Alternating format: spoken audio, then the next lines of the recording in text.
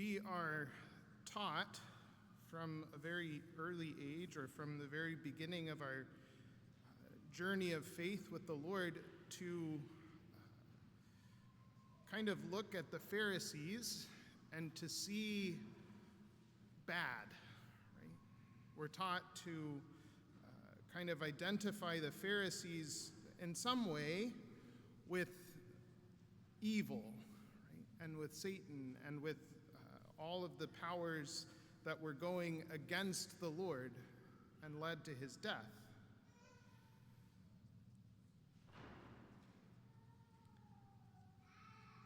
Lately, these last few weeks, for some reason, every time I read the Gospels, I start to find myself identifying more and more with those Pharisees. But today's Gospel, I think, is an important one for us to reflect upon from the viewpoint of these Pharisees.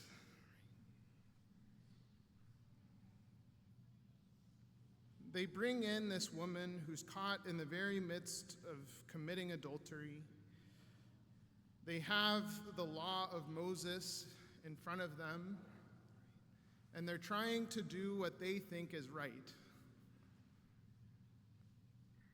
And so they bring her in front of Jesus, right? And they say, here's this woman, and here's the law that tells us what we should do with this woman. And then Jesus does something that they don't expect. Let the one among you who is without sin be the first to throw a stone at her. Who knows what Jesus was writing on the ground with his finger? But whatever it was, I'm sure that it reminded the Pharisees and the crowds, all of the people around this woman, of their own sin.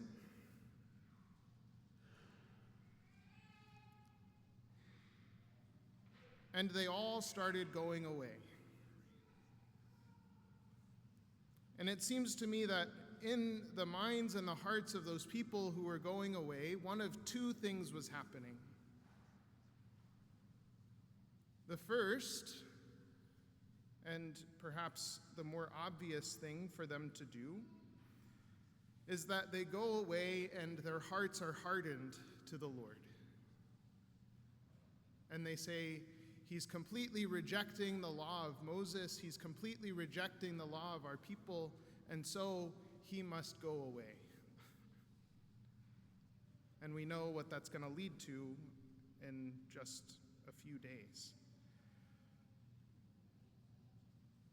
I think the other thing that perhaps was happening in the hearts of some of them, and hopefully happens in our hearts,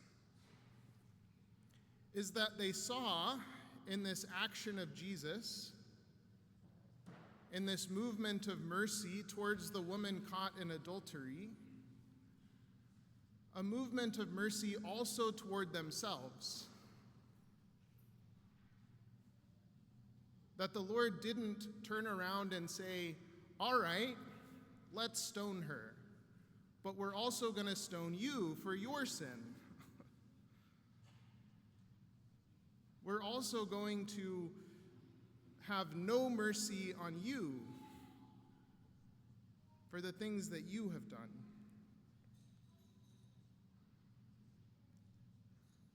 This mercy, this forgiveness, this pardon, this great act of love that Jesus does for this woman who is caught in the very midst of her worst sin, perhaps. That same mercy, that same forgiveness, and that same pardon was offered to every single one of those Pharisees. And it's offered to every single one of us. And we have two options, just like the Pharisees had two options. We can walk away and we can harden our hearts, and we can say, there's no actual forgiveness for sin. I'm not worthy of that forgiveness. I'm not worthy of that pardon. There's no way that the Lord has actual power to forgive sins. Or we can do what this woman does. We can do what the thief on the cross does. We can do what all of the saints in the history of the church have done. We can receive that mercy. We can allow that love to come into us and to transform us. We can allow ourselves to receive the grace and the mercy and the forgiveness that Jesus offers us completely freely, out of nothing but the goodness of his heart, out of nothing but the goodness of who he is, God, who is love. We can receive it with gratitude. We can allow it to bring us always deeper into a relationship with him. And we can allow that relationship and the grace that flows from him to make us into the saints that he calls us to be.